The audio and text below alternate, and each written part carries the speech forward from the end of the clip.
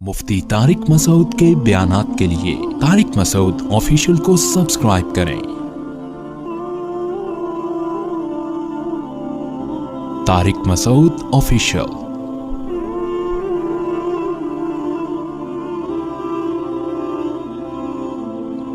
अल्लाह ने फरमाया कि इरजिल बसारा कररतैनी, तुम इस कायनात में गौर करो, बार बार गौर करो, तुम्हें इसमें कोई ऐब नजर नहीं आएगा।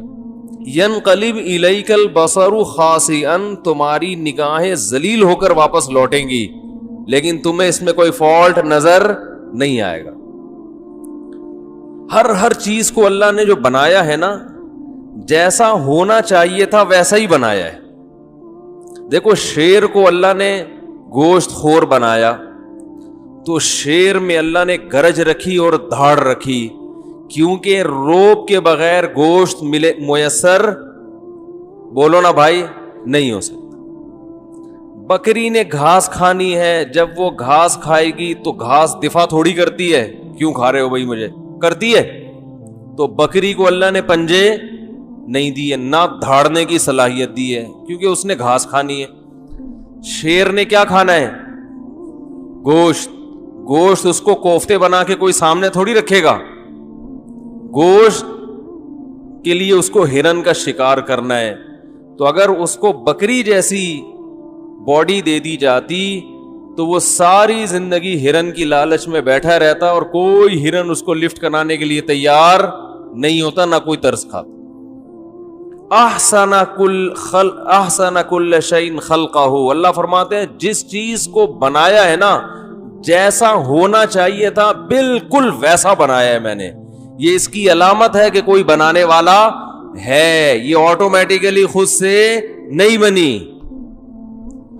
अरे भाई, खुद ब खुद बनी होती तो इतना खूबसूरत निजाम तो नहीं होता। अच्छा देखो, कुछ जानवर ऐसे हैं जिनके जबड़े में ताकत बहुत है और चीड़ फाड़ की सलाहियत बहुत है, उनकी स्पीड कम है। अब देखो, हिरन की और शेर की स्पीड एक जैसी होती तो शेर ने तो जंगल के हिरणों का सबका तिया पांचा बराबर कर देना था ना। चीता जो है ना, उसमें शेर के जबड़े जैसी ताकत नहीं है, लेकिन स्पीड शेर से ज्यादा। यानी एक फॉल्ट पैदा किया तो दूसरी कोई क्वालिटी पैदा कर दी। कछवा, कछवे को आप देख लो, इंतहाई सुस्त तरीन जानवर, चलने से पहले 6 महीने तो सोचता है, मशवरा करता है कि यहां से वहां जाऊं कि नहीं जाऊं। फिर चलेगा तो थोड़ा सा भी स्पीड ब्रेकर आ गया ना कहीं, रुक जाएगा वहीं। 8-10 महीने उसके लिए कोई मसला नहीं है, पड़ा रहेगा वहीं, स्पीड ही नहीं बेचारे की। मैंने तंजानिया के एक जंगल में हम गए, एक जजीरे में, बाकायदा शिप में बैठ के, बहुत दूर जजीरा है वो, अक़वाम मुत्तहिदा के यूनाइटेड नेशन के कंट्रोल में है वो जजीरा, उसका नाम जहन से निकल गया इस वक्त।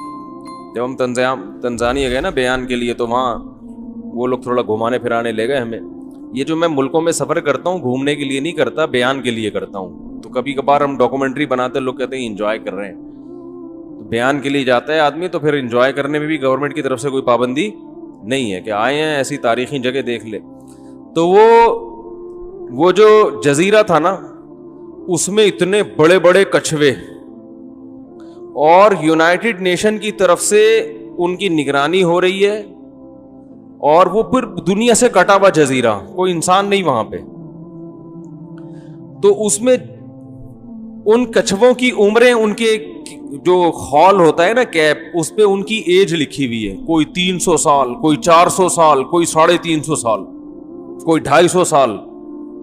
वो बहुत पहले से उस, यानी जब गोरों की हुकूमत थी वहां तंजानिया पे, तो उस वक्त से वो उसकी हिफाजत कर रहे हैं कि ये इतने। और अच्छा, जो आज पैदा हुआ कछवा, उसकी भी डेट ऑफ बर्थ लिख दी कि अब इसकी भी एज की, यानी ये शुरू है। तो 300-400 साल पुराने कछवे।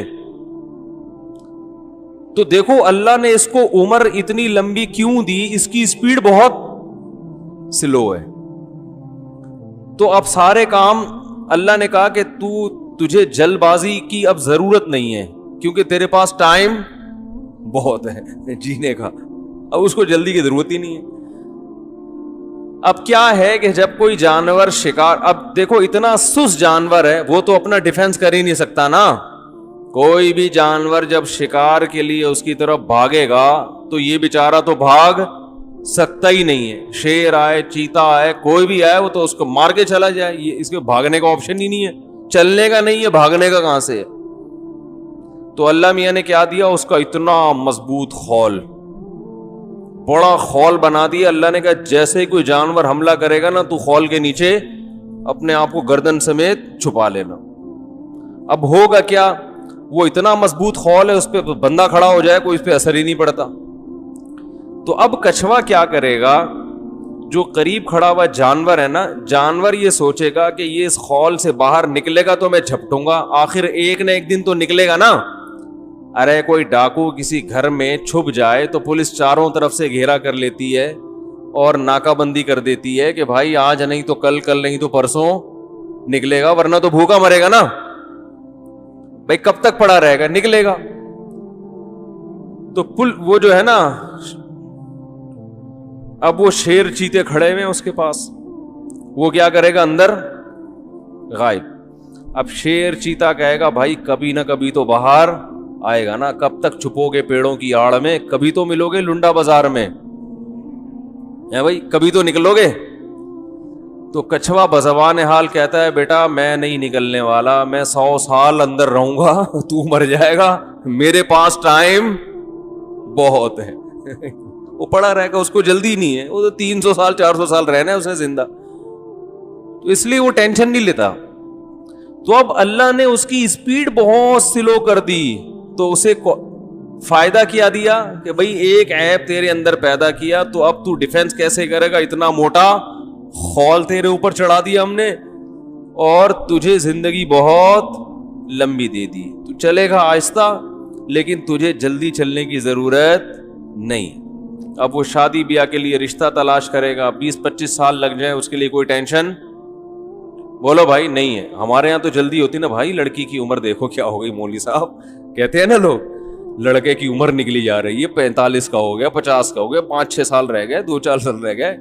تو ہمارے پاس تو ہے, کچھوے کے پاس یہ ٹینشن نہیں ہے, کہہ رہا ہے ایسی کی تیسی. تو احسن کل شیء خلقہ ثم ہدا. فرعون نے موسیٰ علیہ السلام سے پوچھا نا, فمن ربکم یا موسیٰ, اے موسیٰ کون ہے رب, اس کو ذرا ڈیفائن تو کرو, کس رب کی بات کر رہے ہو. تو موسیٰ علیہ السلام نے ان شارٹ حضرت یعنی اللہ تعالیٰ کی ایسا ڈیفائن کیا کہ اس سے بہترین طریقے سے ڈیفائن کرنا اللہ کو ممکن ہے ہی نہیں. موسیٰ علیہ السلام نے کہا احسن کل شیء خلقہ ثم ہدی, میں اس رب کی بات کر رہا ہوں جس نے ہر چیز کو بہترین طریقے سے بنایا اور اسے اس کی نیچر کے راستے پہ چلا دیا, بنایا بھی اور راستے پہ چلایا بھی. بکری کا بچہ پیدا ہوتا ہے تو یہ تو اللہ نے بنا دیا اس کو, اس کی 2 ٹانگیں ہیں, کھر ہیں, دماغ ہے, آنکھیں ہیں, کان ہیں, ہر چیز ہے نا بہترین, یہ تو ہے بہترین طریقے سے بنایا. اور اسے اس کی فطرت پہ چلانے کا مطلب کیا ہے کہ جیسے ہی بچے کو بھوک لگتی ہے, بکری کے بچے کو, وہ ماں کے تھنوں کی طرف لپکتا ہے. اسے پتا ہے کہ دودھ کہاں سے ملے گا اور کیسے میرے حلق میں اترے گا. اسے کس نے سکھایا ماں کے پیٹ میں, اللہ نے سکھایا کہ اس کو اس کے راستے پہ چلا دیا. اسے بتا دیا کہ دودھ پینا ہے, اس کے علاوہ کچھ بھی نہیں کھانا. بچہ, بکری کا بچہ پیدا ہوتا ہی ہے, ابھی آنکھیں پوری طرح کھلی نہیں ہوتی, ماں کے تھن تلاش کر رہا ہوتا ہے کہاں ملے گا مجھے, اور تلاش میں ہوتا ہے بس مجھے دودھ چاہیے. تو یہ بھائی کہاں سے اس کو پتہ چل رہی ہیں یہ چیزیں. تو اللہ بھی فرماتے ہیں کہ تم اس کائنات میں عیب تلاش کرو, شہد کی مکھی کو اٹھا کے دیکھ لو, اللہ نے اس کو بنایا شہد بنانے کے لیے, سر سے لے کے دم کی آخری حصے تک ہر عضو اس کا اسی حساب سے ڈیزائن کیا گیا ہے کہ وہ کیا بنائے, شہد بنائے. اسی حساب سے آنکھیں دی گئیں, اسی حساب سے اتنا سا کھوپڑی میں دماغ, اس میں ایسی ٹائٹ انسٹالیشن ہوئی ہے کہ وہ بائی ایئر سفر کرتی ہے اور اسے ٹریگنومیٹری کا علم سیکھنے کی ضرورت نہیں ہے. بائی ایئر سفر کرتے کرتے چھتے پہ پہنچ جائے گی وہ. یہ جو شہد کی مکھی چھتوں تک واپس پہنچتی ہے یہ آسان نہیں ہے. سائنسدان حیران ہے یہ جاتی کیسے ہے, اتنا دور نکل کے اس کو راستے یاد کیسے رہتے ہیں کہ کہاں واپس آنا ہے. دیکھو جب انسان زمینی سفر کرتا ہے نا تو علامتیں دیکھ دیکھ کے جاتا ہے, وہ آسان ہے. بائی ایئر سفر کرنا ٹریگنومیٹری کے علم کے بغیر ممکن, بولو نا بھائی, نہیں ہے. جہاز میں جو سفر ہوتا ہے نا وہ یہ تھوڑی, دیکھو پیدل سفر تو ایسے ہوتا ہے. میں آپ سے کہتا ہوں بھائی ادھر کلندری چوک سے ہو کر آؤ, آپ کہیں مفتی صاحب مجھے راستہ معلوم نہیں, تو میں آپ کو بتاؤں گا یار یہاں سے سیدھے نکلو گے تو جیسے ٹرن مارو گے ایک کالے رنگ کا گیٹ آئے گا, ٹھیک ہے نا, تو آپ نے دیکھ لیا کالا گیٹ ہے, ہاں کالے گیٹ سے تھوڑا 1 میٹر آگے جا کے لیفٹ پہ ٹرن مارنا, ایک نیم کا درخت آئے گا, ٹھیک ہے نا, وہاں 2 پوڈری بیٹھے ہوئے ہوں گے, ہوتے ہیں نا, تو وہ جیسی پوڈری ہیں ان کی طرف توجہ نہیں دینا, آگے نکل جانا. اس لیے کہ بہت سارے نیم کے درخت ہیں تو آپ کنفیوز ہو سکتے ہو, تو آپ نے بتایا 2 پوڈری وہاں بیٹھے ہوئے ہوں گے. ہمارے ہاں ایسے ہی ایڈریس ہوتا ہے بھائی, پوڈری موڈری آپ کو ہر جگہ ملیں گے. تو پھر ہم کہتے ہیں آگے جاؤ گے تو ایک گولے گنڈے والا آئے گا. وسیم گولے گنڈے کو لیفٹ پہ چھوڑتے ہوئے تھوڑا سا آگے جاؤ گے تو وہ جلیبی والا آ جائے گا, ٹھیک ہے نا. تو ایسے ہم ایڈریس سمجھا رہے ہوتے ہیں, جتنا دور پہنچانا ہے آدمی, بولو نا بھائی, پہنچ جاتا.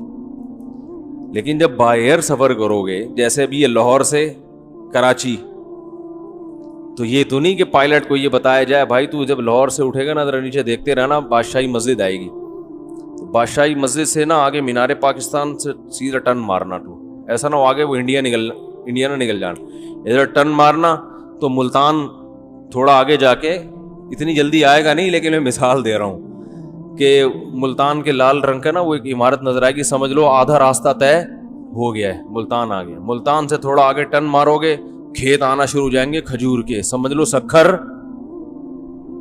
کیا ہو گیا بھائی, ایسے سفر کرتا ہے جہاز. وہ تو کرو ٹریگنومیٹری ہے کہ بھائی عرض بلد طول بلد اسی پہ چل رہا ہوتا ہے نا. تو مکھی کے بارے میں جو سائنسدان ہیں شہد کی مکھی کے بارے میں, وہ یہ کہتے ہیں کہ شہد کی مکھی چھتے سے اڑ کے جب دور دراز علاقوں پہ جاتی ہے تو یہ زمینی نشانات دیکھ کے سفر نہیں کرتی. تبھی اگر شہد کی مکھی چھتے سے نکلے اور باغ میں جائے, درمیان میں وسیم گولے گنڈے والا اس کو ملے, آپ وسیم گولے گنڈے والے کو وہاں سے ہٹا دو, واپسی پہ پھر بھی مکھی کہاں پہنچے گی, چھتے میں. لیکن اگر آپ کو ویسے میں نے ایڈریس سمجھایا, ادھر سے جاؤ, ادھر 2 پوڈری بیٹھے ہوئے, ادھر سے وسیم گولے گنڈے والا, آپ گئے وہ پوڈری چلے گئے تھے وہاں سے, تو آپ تو وہیں کھڑے ہوئے, یار پتہ نہیں کون سا درخت بولا تھا مفتی صاحب نے, ہے بھائی یہ تو سلیم گولے گنڈے والا ہے, وسیم تو یہاں پر کوئی ہے نہیں. تو آپ کنفیوز ہو جاؤ گے نا.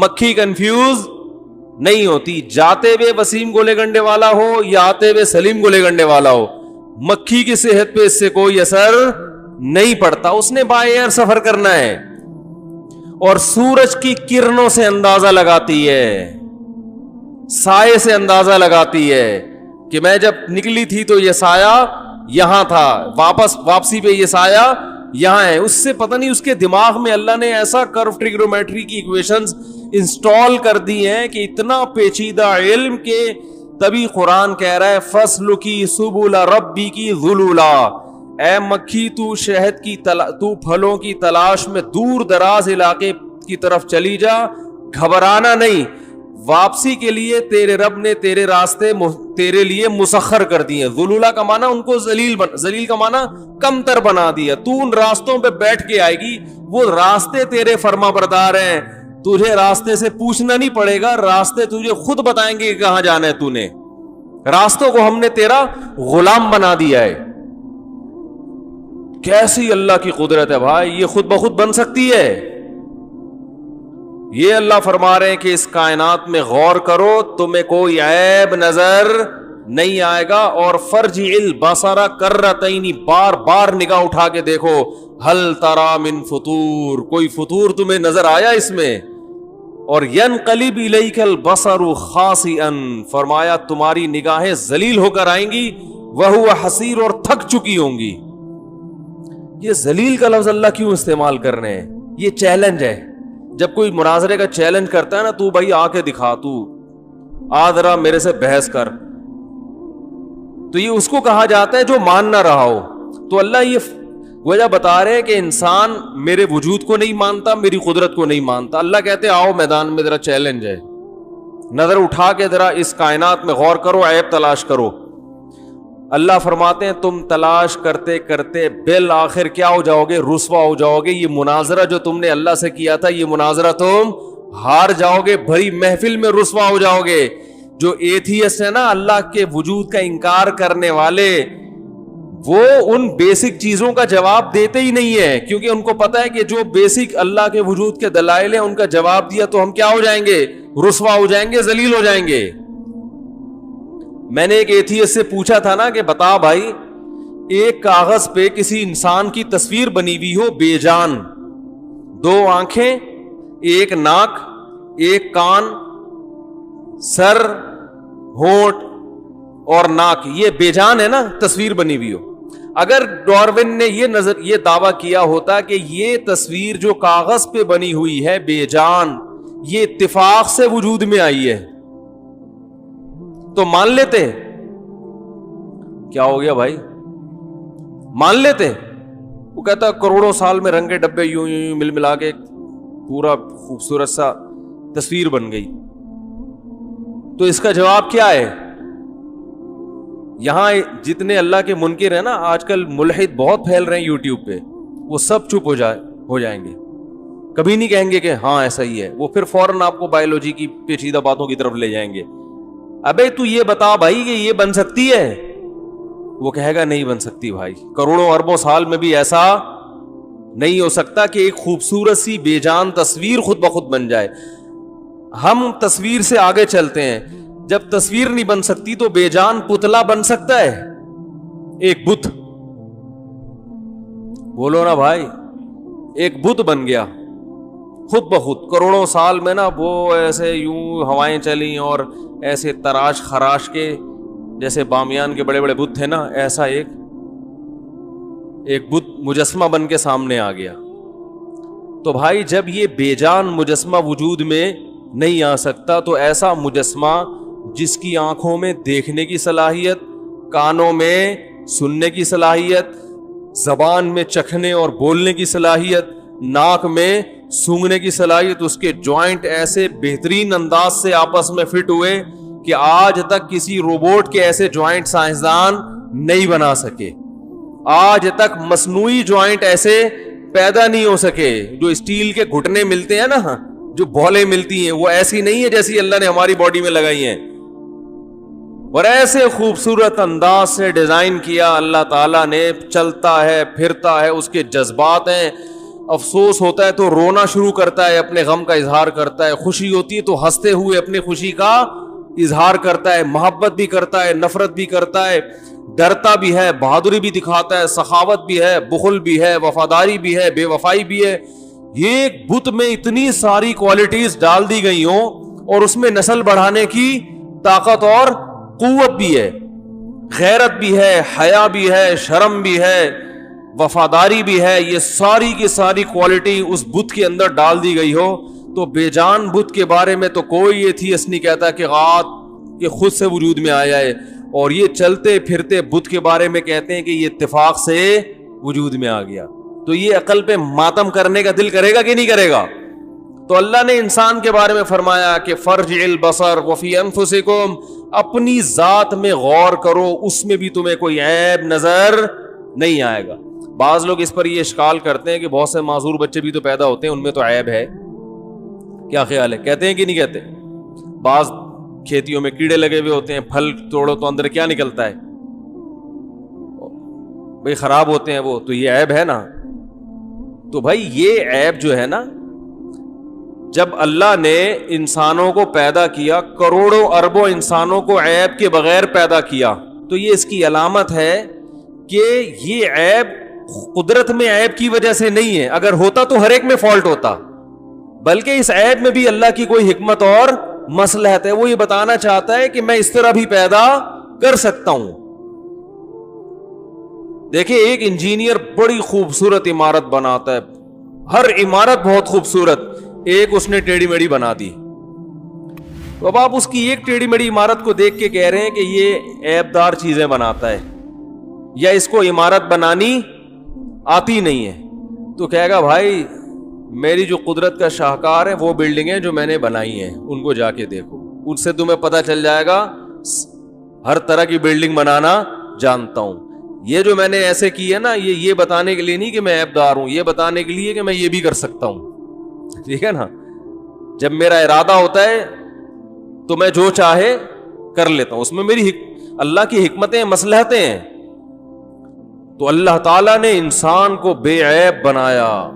عیب سے مراد جس چیز کو انسانوں میں عیب سمجھا جاتا ہے. خوراک, ہمارا جو باڈی کا امیونٹی سسٹم ہے اتنا عجیب و غریب ہے. یہ جو کورونا وائرس ہے نا, ایک سائنٹسٹ تھے, ان سے میں نے اس کے بارے میں معلومات لی کہ یہ جو کورونا وائرس ہے نا, کرونا, اس کو کرونا تو پتہ ہی ہے کیوں کہتے ہیں, اس کے ایسے سینگ نکلے ہوئے ہوتے ہیں نا, کراؤن سے نکلا ہے. کراؤن کسے کہتے ہیں, وہ جو تاج نہیں ہوتا,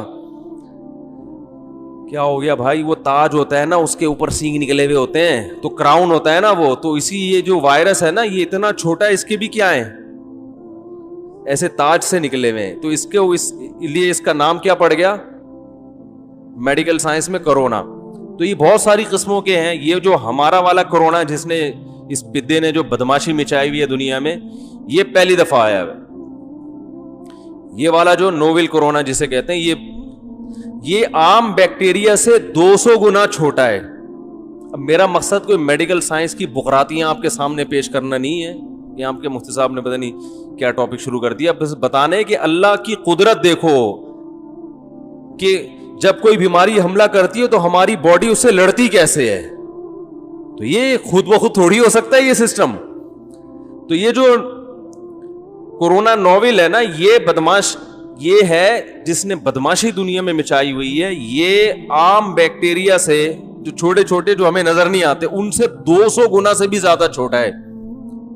اس لیے میں نے تو اس کو, ڈاکٹر نے تو کورونا نوول کا نام دیا, لیکن میں نے اس کو پدے بدماش کا نام دیا ہے.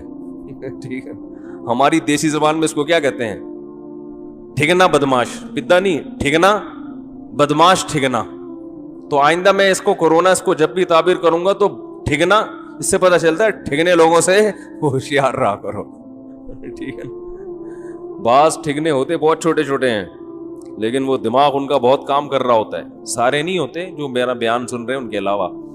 تو اب دیکھو 200 گنا چھوٹا ہے یہ کر کیا رہا ہے بدماشی. ہر وائرس یہی کرتا ہے. یہ وائرس کم بخت آپ کے ناک سے جب گھسا نا, اندر گیا پھیپڑوں میں, تو پھیپڑوں سے جا کے یہ چپک جاتا ہے. اچھا, یہ کوئی حیات جانور نہیں ہے, جرثومہ نہیں ہے. جیسے بیکٹیریا میں تو جان ہوتی ہے نا, ہل رہے ہوتے ہیں, اس کو تو اسپرے کرو مر جائیں گے فوراً, یا اینٹی بایوٹک کھاؤ فوراً ختم ہو جاتے ہیں.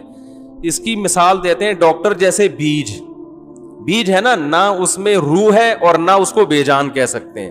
جیسے پودے ذی روح چیز تو نہیں ہوتے مگر ہوتے جاندار ہیں. تو یہ جب ہمارے پھیپڑوں میں جا کے چپکتا ہے, ہمارے سیل میں داخل ہوتا ہے, تو جیسے بیج جو ہے نا, بیج جب آپ زمین میں بوتے ہیں تو وہ اپنے حساب سے زمین کے, وہ اپنے حساب سے اگنا شروع ہو جاتا ہے نا, اپنے حساب سے. تو یہ بھی جب پھیپڑوں میں جاتا ہے تو جو ہمارے سیل ہیں ان کو اپنے حساب سے تبدیل کرنا شروع کر دیتا ہے. اور وہ کیا ہوتے ہیں کہ ہمارے جو سیل ہے نا, وہ کورونا وائرس میں چینج ہونا شروع, 1 سے 2, 2 سے 4, 4 سے 8, 8 سے 16, 16 سے 32 ملٹی پلائی ہونا شروع ہو جاتے ہیں. اب اللہ کی قدرت دیکھو کہ جیسے ہی ہماری باڈی میں کوئی وائرس داخل ہوتا ہے نا, تو ہمیں پتہ بھی نہیں ہوتا, ہماری باڈی اس وائرس کی باقاعدہ اسٹڈی کرنا شروع کر دیتی ہے. سمجھ رہے ہیں, وہ یہ دیکھتی ہے ہو کیا رہا ہے, یہ کون سا بدماش کس راستے سے آیا ہے اور اس کو پکڑنا کیسے ہے. تو باقاعدہ ہمیں نہیں پتا, ہم گھوم رہے ہیں, ہو سکتا ہے ہمیں یہاں پتہ نہیں کتنے لوگوں کو پازیٹیو ہو. گھبرائے نہیں, بھاگے نہیں, بیٹھے رہیں فاصلے سے بیٹھے ہوئے, ٹائم لگائے گا یہاں سے وہاں پہنچنے میں, ٹھیک ہے نا. تو یہ کیا کرتا ہے بدماش کہ یہ اب جیسے لنگس میں داخل ہوا اور وہ کیا ہوا, وہ کورونا بننا وہاں پہ اسٹارٹ ہو گئے, 1 سے 2, 2 سے 4, اور پھیپڑے ختم ہونا شروع. ہمیں نہیں پتا ہوتا, لیکن جیسے ہی یہ حملہ کرتا ہے, ہماری کوئی بھی وائرس حملہ کرتا ہے, ہماری باڈی سب سے پہلے اس کو اسٹڈی کرنا, جیسے باقاعدہ کتابیں کھول کھول کے نہیں سائنسدان تحقیق کر رہے ہوتے یہ ہوا کیا ہے, ٹھیک ہے نا, ایسے باڈی اس کو اسٹڈی, کوئی بھی وائرس آتا ہے نا باڈی اسٹڈی کرتی ہے ہو کیا رہا ہے. پھر ہماری باڈی جب سمجھ جاتی ہے نا تو اینٹی باڈیز بناتی ہے. اب اگر سمجھنے میں باڈی نے ٹائم بہت لگا دیا تو انا للہ و انا الیہ راجعون. اس کی مثال ایسے جیسے کسی ایسی آرمی نے آپ کے ملک پہ حملہ کیا جس آرمی کے اٹیک کے طریقے آپ جانتے تھے, اس کے ویپن سے بھی آپ واقف تھے, تو اس اور راستوں کا بھی پتا تھا یہاں سے آتی ہے, تو وہاں تو فوراً دفاع کے لیے پہلے سے آرمی تیار ہوتی ہے نا. تو جو وائرس ہماری باڈی کو پہلے سے اٹیک کرتے رہے ہیں یا باڈی ان کا اٹیک جھیل چکی ہے, تو وہ وائرس تو جیسے ہی باڈی میں آتا ہے باڈی فوراً پکڑ کے اس کا گلا گھونٹ کے مار دیتی ہے اس کو. اس کے لیے تو باڈی, تبھی جن کو بچوں کو خسرہ نکلتا ہے یا چکن پاکس نکلتا ہے تو آپ کو پتا ہے کہ وہ دوبارہ نہیں ہوتا, کیونکہ وہ دوبارہ باڈی میں اتنا دفاعی نظام اتنا مضبوط ہو چکا ہوتا ہے, باڈی کو پتا ہے کہ یہ دشمن یہاں سے حملہ کرتا ہے اور یہ ویپن استعمال کرتا ہے, اس کو وہیں پٹخ کے مار دو. لیکن یہ والا وائرس چونکہ نیا ہے تو جب یہ آتا ہے تو باڈی کیا کرتی ہے, اس کو سمجھتی ہے کہ ہو کیا رہا ہے. پھر کیا کرتی ہے ہماری باڈی, اینٹی باڈیز بناتی ہے. اب جو پاورفل لوگ ہیں نا صحت مند, ان کو ٹائم مل جاتا ہے اینٹی باڈیز بنانے کا. تو اللہ کی قدرت جو میں اصل بتانا چاہ رہا تھا کہ باڈی جو اینٹی باڈیز بناتی ہے وہ بالکل اسی وائرس کی شکل کی ہوتے ہیں جو جس شکل کے وائرس نے اٹیک کیا ہوتا ہے. جیسے یہ وائرس ہے نا, اس کے سینگ ہے, تو ہماری باڈی اسی قسم کے سینگ بنائے گی, ایسے اینٹی باڈیز بنائے گی جو اس میں جا کے پھنس جائیں گے. یہ بالکل ایسے جیسے نٹ کی جو پہ جب ہم چوڑیاں چڑھاتے ہیں تو وہ چوڑیاں اسی نٹ کے حساب سے بناتے ہیں نا. اب آپ مجھے بتاؤ کسی نٹ پہ وہ کیا کہتے ہیں, وہ جو اسکرو ہے اس پہ جو نٹ چڑھانے کے لیے یہ خود بخود بن سکتا ہے؟ یہ تو آپ کو جا کے آرڈر دینا پڑتا ہے پلمبر کو کہ یار یہ اسکرو ہے, اس کے حساب سے کیا بنا دو, نٹ بنا دو. تو وہ اس کی شکل دیکھتا ہے, اس کو ناپتا ہے کتنا, اسی حساب سے بناتا ہے. یہ خود بخود نہیں ہوتا. تو یہ وائرس جب باڈی میں پیدا ہوتا ہے نا, باڈی میں گھستا ہے, تو ہماری باڈی کیا کرتی ہے, بالکل اسی جیسی اینٹی باڈیز بناتی ہے. انہی کے اتنے ہی سینگ ہوتے ہیں, وہی شکل ہوتی ہے, تاکہ یہ جا کے اس میں, بولو نا یار کیا ہو گیا, پھنس جائے. ہمیں نہیں پتا ہوتا, لیکن قدرت کے جو کارخانے ہیں نا وہ ہماری باڈی میں کام کر رہے ہوتے ہیں. پھر یہ کیا کرتے ہیں, جا کے اس کو پکڑ کے خود بھی مرتے ہیں اور اس کو بھی مار دیتے ہیں. اور پھر آہستہ آہستہ ہماری باڈی اینٹی باڈیز بنا بنا کے وہ جہاں جہاں وہ کمبخت ٹھگنا گھوم رہا ہوتا ہے نا, اسی جیسے ٹھگنے ہماری باڈی اس کے پیچھے بھیجتی ہے. بالکل ایسے ہے جیسے کسی ملک کی آرمی نے حملہ کیا اور ہماری آرمی پہلے اس کو سمجھے کہ حملہ کہاں سے کیا, ان کے پاس ویپن کون کون سا ہے, ان کو پکڑنا کیسے, پوری اسٹڈی کر کے پھر حملہ کرے. اور جتنے بندے انہوں نے چھوڑے تھے اسی سائز کے اتنے بندے ان کے پیچھے چھوڑ کے جو فدائی حملہ کرتے ہیں. کیونکہ اینٹی باڈیز جو ہے نا جب یہ وائرس کو مارتی ہیں تو خود بھی کیا ہو جاتی ہیں, ختم. یہ بالکل فدائی حملہ ہے, وہ جا کے دھماکے ہو رہے ہیں اور ہماری باڈی کو زندہ رکھنے کا قدرت کی طرف سے, بولتے کیوں نہیں یار, انتظام ہو رہا ہے. پھر کیا ہوتا ہے کہ ہماری باڈی ایک وائرس کم بخت کو بھی نہیں چھوڑتی ہے, لیکن اس کے بعد باڈی اتنی مضبوط ہو جاتی ہے کہ دوبارہ کوئی ٹھگنا ہمیں بیمار نہیں کر سکتا. وہ اینٹی باڈیز باڈی میں ہمیشہ کے لیے رہ جاتی ہیں کہ اب تو آ کے دکھا. پہلی دفعہ تو ہمیں پتہ نہیں تھا, اسٹڈی میں ٹائم لگا تھا نا, اب تو آ کے دکھا. تبھی کہتے ہیں نا کورونا سے جس کو ایک دفعہ اٹیک ہو گیا دوبارہ اٹیک کا چانسز بہت کم ہوتے ہیں. تو یہ تو میں نے ایک چیز بتائی ہے, ہر بیماری کے ساتھ یہی ہو رہا ہے اور 24 گھنٹے ہو رہا ہے. دیکھو جب ہماری روح نکلتی ہے تھوڑی دیر میں بدبو آنا شروع ہو گئی نا باڈی سے, تھوڑی دیر میں ہوتا کیا ہے, گوشت پہ جو جرمز اٹیک کرنے والے ہوتے ہیں نا 24 گھنٹے اٹیک کر رہے ہیں, اور ہماری باڈی کے جرمز ان سے 24 گھنٹے لڑ رہے ہیں. ایسی جنگ ہو رہی ہے نا ہماری باڈی میں 24 گھنٹے, ادھر سے جرمز اٹیک کر رہے ہیں, ادھر سے ہماری باڈی کے جرمز اٹیک کر رہے ہیں. نیا کوئی جرثومہ آیا تو باڈی اس کو سمجھ کے اسی حساب سے نیا جرثومہ پیدا کرتی ہے. جیسے ہی انسان کی آنکھ بند ہوئی, ہماری باڈی کے جو اٹیک سسٹم, جو دفاعی سسٹم تھا وہ ختم. پھر اللہ بتا دیں کہ دیکھو اب تمہارے اندر دفاع کرنے والا کوئی بھی نہیں ہے. تو 10 منٹ کے بعد مردے کا حال دیکھو کیا ہوتا ہے. ایسے ایسے جرمز اٹیک کرتے ہیں کہ وہ تو غنیمت ہے. جرمز تھوڑے دیر کے بعد پھر جو کیڑے پڑتے ہیں, پھر جو بدبو آتی ہے. تو یہ کیسا نظام ہے بھائی, یہ بت خود سے بن گیا, اور اس کے اندر دفاعی نظام جیسے وائرس ہیں اسی جیسے اینٹی باڈیز بن کے اس کو پکڑ رہی ہیں, حملہ کر رہی ہیں. خدا کی قسم ان میں سے ایک کام بھی خود بخود نہیں ہو سکتا, یہ ناممکن ہے. تو اللہ فرماتے ہیں وفی انفسکم, اپنے آپ کے اپنے اندر غور کر. میڈیکل سائنس میں تو ڈاکٹروں کو تو اللہ پہ زیادہ ایمان لانا چاہیے, وہ تو زیادہ اللہ کو پڑھتے ہیں. ایک سائنسدان تھا, ہمارے فزکس کے ٹیچر تھے 9th کلاس میں, اللہ ان کی مغفرت فرمائے, اگر دنیا سے جا چکے ہیں, بہت عمر تھی ان کی, بڑی اچھی باتیں کیا کرتے تھے, بہت ماہر تھے. انہوں نے بتایا کہ ایک انگریز سائنسدان کے بارے میں کہ وہ کان پہ جس سائنسدان نے ریسرچ کی ہے نا, جب وہ لیبارٹری میں ریسرچ کر رہا تھا تو حالانکہ وہ غیر مسلم تھا, بے اختیار اس کی زبان سے انگلش کا ایک ورڈ نکلا, وہ چیخا لیبارٹری میں, اور اس جس کا ترجمہ یہ بنتا ہے کہ خدا واقعی بہت زبردست سننے والا اور دیکھنے والا ہے. اس نے کہا خدا نے ایسا کان بنا دیا, سننے کا جو سسٹم ہے ہمارا بے انتہا پیچیدہ ہے, ریز آ کے ٹکرا رہی ہیں, ٹھیک ہے نا, اور ہمارا کان ہر ریز میں فرق کر رہا ہے کیونکہ فریکوینسی الگ الگ ہوتی ہے نا. اب جو میں الفاظ بول رہا ہوں, جو لہریں نکل کے آپ کے کان سے ٹکرا رہی ہیں, یہ ہر لفظ کی الگ لہر بن رہی ہے, اور اسی سے آپ کا کان فرق کر رہا ہے کہ یہ بول کیا رہا ہے. تو لہروں کا کھیل ہے, ریز کا کھیل ہے. تو وہ چیخ اٹھا, اس نے کہا کہ جس نے یہ کان بنایا ہے وہ یقیناً بہت سننے والا اور دیکھنے والا ہے. ایسی سننے کا آلہ اس نے لگا دیا, خود کتنا سنتا ہوگا وہ. تو بھائی جب بصیرت کی آنکھیں کھول کے انسان کائنات پہ غور کرے گا تو ہر چیز میں اسے اللہ کا وجود نظر آئے گا, اور جب بصیرت کی آنکھیں اندھی ہو جائیں گی تو مخلوق میں ہر چیز اسے اللہ سے دور کرے گی. تبھی جو دنیا میں زیادہ غور کرتے ہیں یا تو اللہ کے بہت قریب ہو جاتے ہیں یا مادہ پرست بن جاتے ہیں. ایک بات سنا کے اپنی بیان کو ختم کرتا ہوں.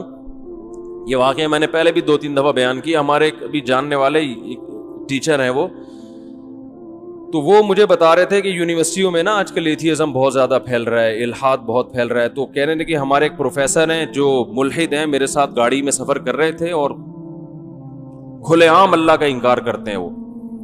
تو کہنے لگے کہ مجھے بتاؤ کہ گاڑی کے ایکسیلریٹر پہ اگر ہم پاؤں رکھتے ہیں تو گاڑی چلتی ہے, ایکسیلریٹر پہ پاؤں رکھتے ہیں تو چلتی ہے, بریک پہ پاؤں لگتے ہیں تو رکتی ہے.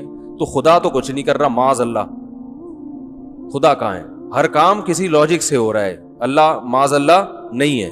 کہتے ہیں اللہ کرے گا, اللہ سے ہوتا ہے, اللہ سے غیر سے نہیں ہوتا. کہاں اللہ کر رہا ہے؟ گاڑی پہ یوں چلاؤ تو چلے گی, روکو تو بھائی اللہ تو جب ہے کہ جب روک رہے ہو, لیکن اللہ چلا رہے ہیں اس کو. جب چلا رہے ہیں تو اللہ کیا کر رہا ہے؟ روک رہا ہے. تو ایسا کچھ بھی نہیں ہے, ہر کام سبب سے ہوتا ہے. میں نے کہا بھائی ان پروفیسر کی جو بصیرت کی آنکھیں وہ کیا ہو گئی ہیں؟ اندھی.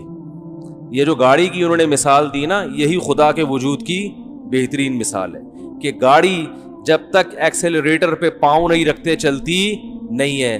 تو گاڑی ایک حرکت سے, ایک کنڈیشن سے دوسری کنڈیشن میں تبدیل نہیں ہو سکتی جب تک کہ چینجر نہ ہو, اس کو چینج کرنے والا نہ ہو. تو گاڑی خود سے بن کیسے سکتی ہے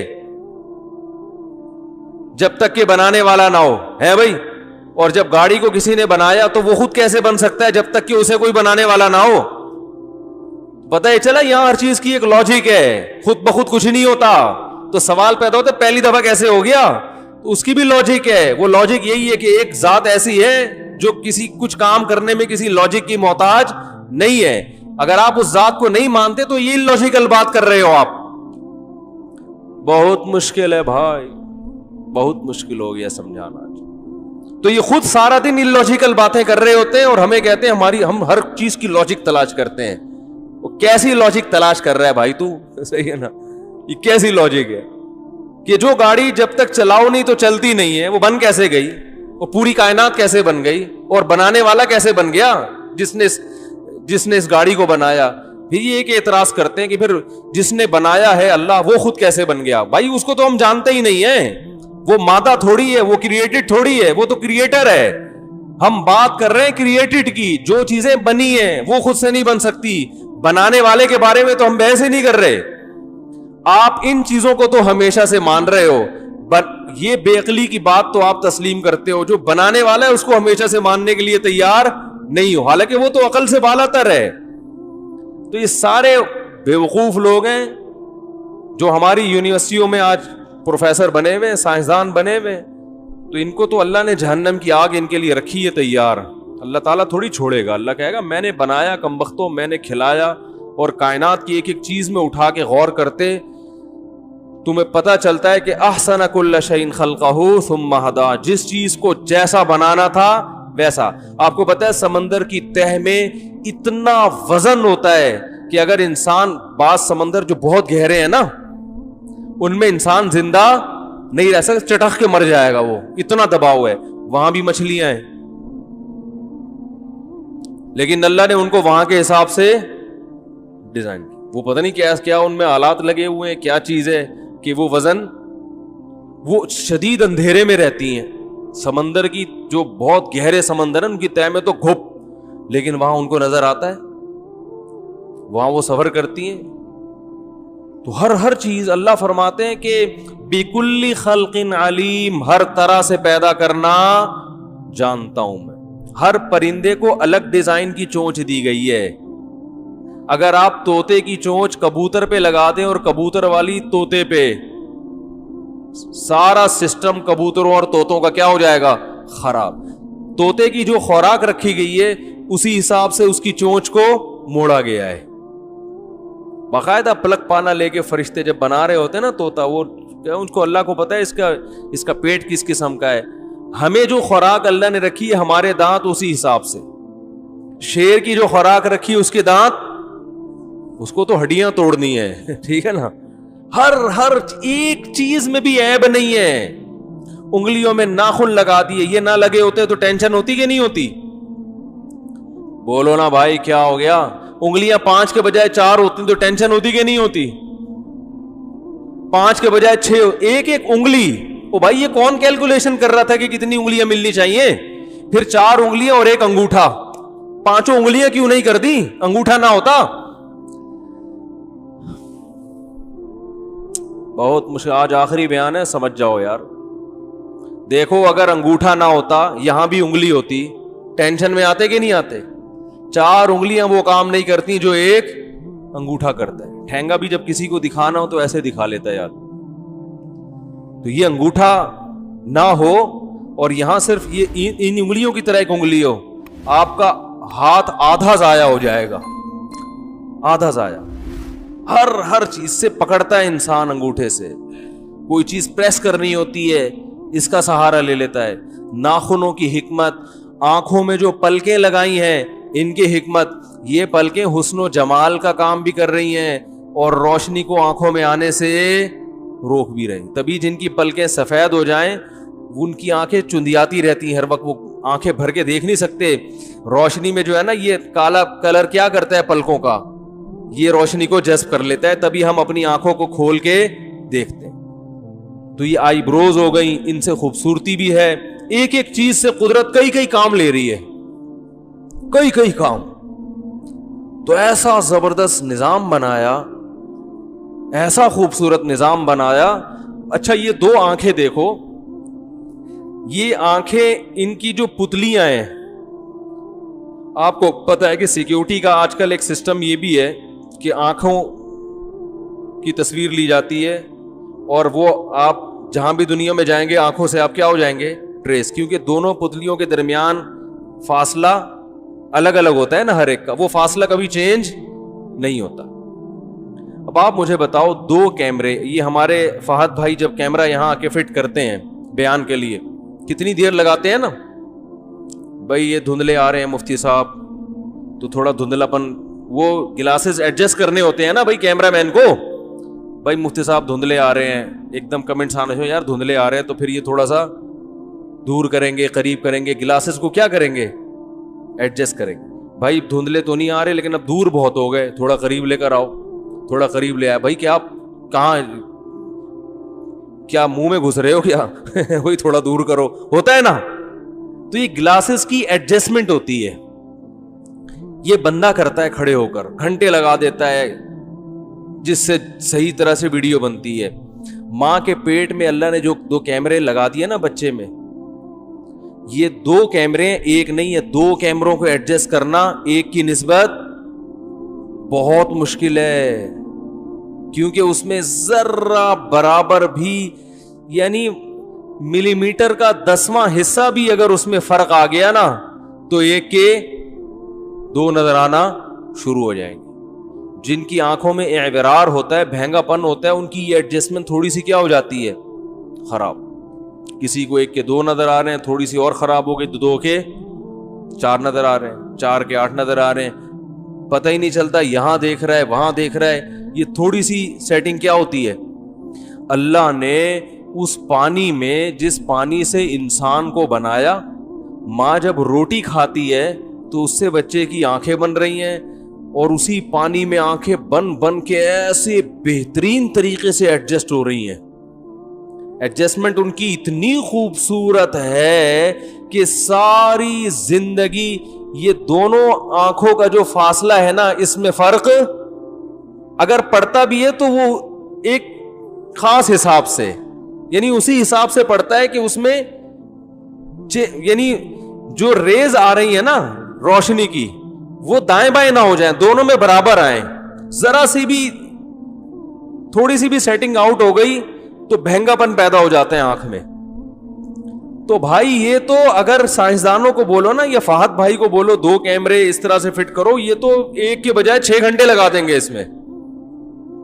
تو اللہ تعالیٰ نے کیسے لگا دیا, اور ان آنکھوں کی ایڈجسٹمنٹ کو کہتے ہیں یہ خود بخود ہوئی ہے. یہ ہو سکتا ہے خود بخود, پانی میں ایسی آنکھیں فٹ ہو رہی ہیں اور اتنی خوبصورت طریقے سے کہ 1 ملی میٹر کے بھی 10ویں حصے کا بھی فرق اس میں نہیں آ رہا. یہ تو بہت ہی کوئی فرشتہ پلک پانا لے کے اور وہ ورنیئر کیلیپر لے کے بیٹھا ہوا ہوگا ٹھیک ہے نا, کہ یار ذرا سا بھی ہو گیا نا تو بچوں کی اماں مجھے بددعائیں دیں گی کہ میرا بچہ کیا پیدا ہوا ہے, یہ دیکھ کدھر رہا ہے. ایسا ہی ہوتا ہے نا, بچہ بےچارا ایسے پہ دیکھ ادھر رہا ہوتا ہے, وہ لگتا ہے ایسے کہ وہاں دیکھ رہا ہے, حالانکہ دیکھ وہاں رہا ہے. ساری زندگی کی پھر یہی ٹینشن بیچاروں کی. تو یہ اللہ کی بڑی قدرت ہے. اللہ نے فرمایا فرجع البصر, نظر اٹھا کے دیکھتے رہو. ہاں اللہ اپنی قدرت کے لیے بعض دفعہ اعورار پیدا کر دیتا ہے آنکھوں میں, بچوں کو بھینگا پن بھی ہوتا ہے, وہ اللہ نے اپنی قدرت, لیکن اس کا نظام خراب نہیں ہے, سسٹم بہت زبردست بنایا ہوا اس نے. تو بھائی یہ خود بخود کچھ بھی نہیں ہو سکتا, یہ سارا ایک. اچھا پھر اللہ نے انسان کو میں ایسی فلیکسیبلٹی رکھی ہے کہ جس علاقے میں ہوگا وہیں اسی حساب سے باڈی اپنے آپ کو ڈھال دے گی. جو صحرائی علاقے کے لوگ ہیں جہاں پانی کم ہے, ان کی باڈی کو پانی کی زیادہ ضرورت نہیں ہوتی, اور جو چشموں میں رہنے والے لوگ ہیں ان میں پانی کی کمی ہو جاتی ہے پانی نہ پینے کی وجہ سے, کیونکہ زندہ رہنا ہے نا. اب ساری دنیا ایک جیسی تھوڑی ہے, تو اللہ نے کہا انسان کو زندگی دینی ہے تو جہاں رہے گا اس کی باڈی میں ایسی. ہم جو کراچی کا پانی پی کے زندہ ہیں تو یہ پانی کی خاصیت تھوڑی ہے. ارے ہم جو کراچی کا پانی پی رہے ہیں, جس کا فارمولا لیاری والے سے کسی نے پوچھا تھا نا پانی کا فارمولا کیا ہے, ہائیڈروجن ڈائی آکسائڈ ہے نا H2O, تو اس سے پوچھا کہ پانی کا فارمولا کیا, اس نے کیا ABCDH NH4Cl اور پتہ نہیں کیا کیا. اس نے کہا یہ کیا کہہ رہے, لیاری کے پانی کا یہی فارمولا ہے بھائی. وہ ہائیڈروجن کے 2 اور آکسیجن کا 1, وہ پرانے زمانے کا کوئی بارش کا پانی تھا. یہ جو ہمارے یہاں جو پانی آ رہا ہے نا, اس کا وہ فارمولا نہیں ہے.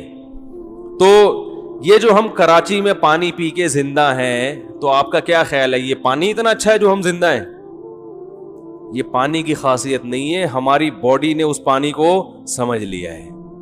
باڈی کو پتا ہے یہ کم بخت یہی پیے گا, اس کے علاوہ تو یہ تو سدھرنے کا نام نہیں لے رہا. تو باڈی اپنے آپ کو اسی حساب سے, جیسے بچے ماں باپ بچوں کے ساتھ کمپرومائز کر لیتے ہیں, بھائی بچہ تو سدھرنے کا نام نہیں لے رہا, چلو اب ہم اسی برائی کے ساتھ اس کو گھر میں رکھتے ہیں, سٹا لگاتا ہے, کیا کریں, بس تو چھپ کے لگا لیا کر, ادھر بیٹھ جائے کر, دوسرے کمرے میں جا کے بیٹھ جائے گا. اب بچے کو گھر سے تو نہیں نکال سکتے نا والدین. عورت شوہر کے ساتھ گزارا کر لیتی ہے, بھائی اب یہ عیب ہے, نہیں سیدھا ہو کے دے رہا, تو چلو اب میرے میاں میں یہ برائی ہے, اسی برائی کے ساتھ میں اس کے ساتھ گزارا کروں گی. میاں بعض دفعہ بیوی کی خامیاں برداشت کر لیتا ہے, تو یہ سب معاشرے میں چلتا ہے. تو بالکل اللہ نے باڈی کا بھی یہ سسٹم لگایا ہے کہ باڈی پہلے تو احتجاج کرتی ہے, پانی جب پیو گے باڈی بیمار ہوگی, گلا خراب ہوگا, نزلہ ہو رہا ہے, زکام, باڈی کہہ رہی کیا انسان ہو, ہائیڈروجن ڈائی آکسائڈ پلا بھائی میرے کو, یہ تو کیا پلا رہا ہے. لیکن ہمارے پاس اس کے علاوہ NH4 اور ABCD کے علاوہ کچھ ہے ہی نہیں.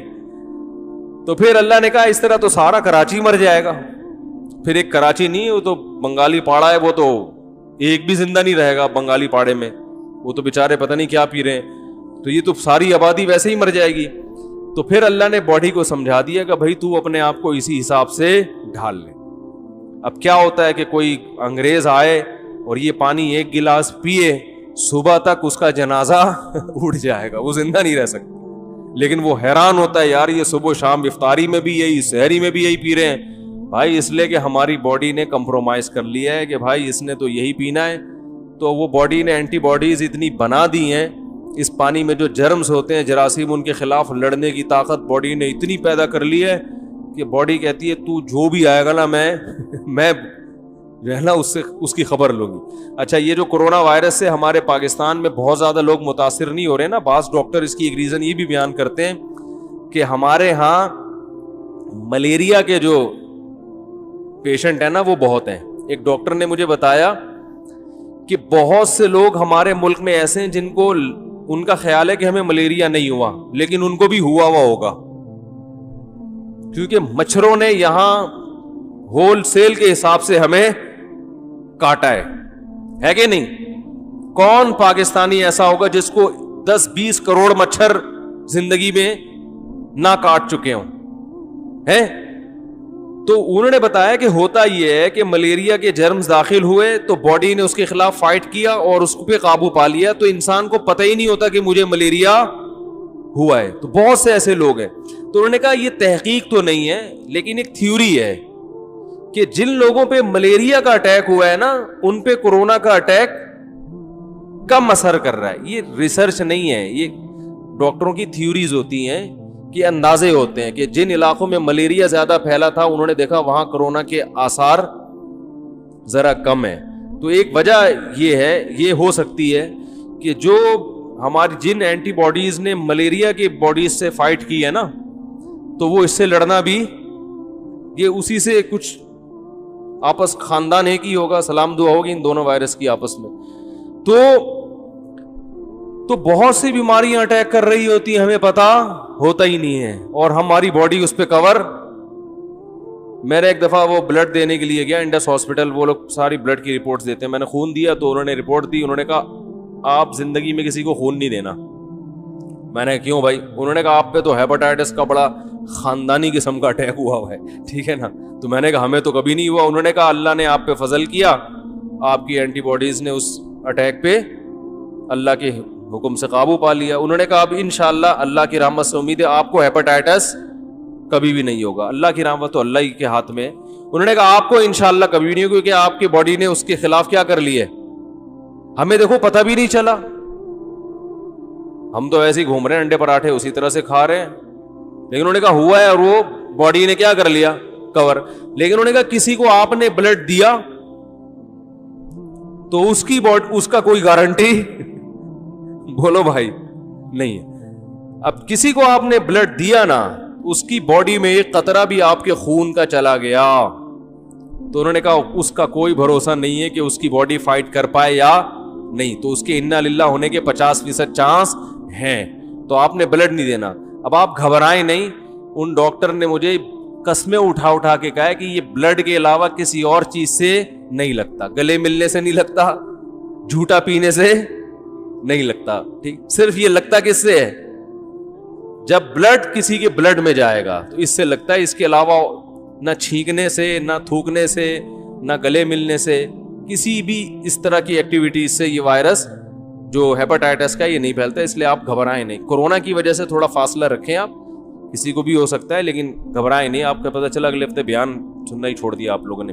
لیکن میرے لیے ٹینشن اس خبر کے بعد یہ ہو گئی ہے کہ میں انڈس ہاسپٹل کی طرف سے لوگوں کو خون دینے کی ترغیب دے کے خود پتلی گلی سے نکل جاتا ہوں.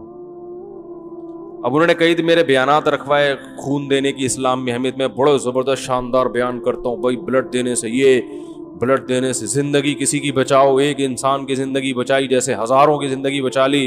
لوگ کہتے ہیں آج تو مفتی صاحب 25-30 بوتلیں تو خود دیں گے. اتنے زبردست فضائل، اور جیسی بیان کیا سائڈ سے نکل. اب مجھے شرم آ رہی ہوتی ہے، لوگ کیا بولیں گے یار. پہلی دفعہ جب میں نے خون دیا نا، پہلی سے مراد یہ کہ جب یہ بیان کر کے پہلی دفعہ تو میں نے لوگوں کو ترغیب دی، پھر میں نے اپنا بلڈ بھی دیا. تو میں نے جو بلڈ دے دیا تو اس کے بعد انہوں نے جو وہ سب کا ٹیسٹ کرتے انہوں نے کہا بھائی آپ بلڈ نہیں دیجیے گا آئندہ، آپ کو نہیں ہوگا لیکن کسی اور کو ہو سکتا ہے. تو اس لیے میں اگر خون دینے کی ترغیبات دوں اور پھر خون نہ دوں تو یہ نہ سمجھیں کہ یہ کنجوسی کر رہا ہے، یہ آپ کے خیر خواہ. وہ پتہ نہیں کتنے لوگوں کو تو ہم بلڈ پہلے دے چکے ہیں. ہو سکتا ہے ڈاکٹروں نے ان کی تحقیق کی ہو، یہ بھی ہو سکتا ہے کہ جیسے PIA کی تحقیق نہیں تھی تو ایسے اس بلڈ کی بھی نہ ہو. تو یہ تو ڈاکٹروں کا قصور ہے. تو یہ ہے اللہ کی قدرت، اللہ کی طاقت. ایک نظام بنایا ہے بھائی اس نے، ایک سسٹم بنایا ہے اور اس سسٹم کے تحت چل رہے ہیں. یہ خود بخود نہیں ہو سکتا. تو سورہ ملک میں اللہ نے فرمایا کیا پیارے الفاظ ہیں، فرجع، دوبارہ نظر اٹھا. ایک دفعہ تجھے سمجھ میں نہیں آ رہا نا، دوبارہ ریسرچ کر، تحقیق کر. ینقلب الیک البصر خاسئا، تیری نگاہ ذلیل ہو کر نہ لوٹے تو مجھے بتانا. وہو حسیر، اور تھک چکی ہوگی. تھک کا مطلب تو اتنا سروے کرے گا کوئی ایک چیز تو ملے جس میں فالٹ ہو، جس کے سسٹم میں فالٹ ہو، جس کے نظام میں خرابی ہو. اللہ فرماتے ہیں تھک ہار کے بیٹھ جائے گا. بعض دفعہ تجھے لگے گا فالٹ ہے، لیکن جب جو زیادہ تحقیق میں جائے گا نا تو پتہ چلے گا اس میں بھی فالٹ بولو بھائی نہیں ہے.